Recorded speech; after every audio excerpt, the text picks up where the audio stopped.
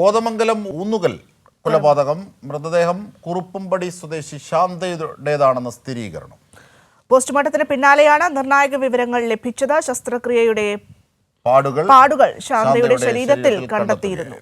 ഇപ്പോൾ വിവരങ്ങളുമായി ഉമേഷ് ചേരുന്നു. ഉമേഷ്, എന്തൊക്കെയാണ് ഇതിന്റെ വിവരങ്ങൾ? അജിംഷാദ്, കഴിഞ്ഞ ദിവസമാണ് ഈ ഊന്നുകലിന് സമീപം ആൾതാമസമില്ലാത്തൊരു വീടിന്റെ മാലിന്യ ടാങ്കിനുള്ളിൽ നിന്ന് ഒരു സ്ത്രീയുടെ മൃതദേഹം കണ്ടെത്തിയത്. ഇത് ഒളിപ്പിച്ച നിലയിലായിരുന്നു. മൃതദേഹം കൊലപ്പെടുത്തിയ ശേഷം ഒളിപ്പിച്ച നിലയിലായിരുന്നു മൃതദേഹം കണ്ടെത്തിയത്.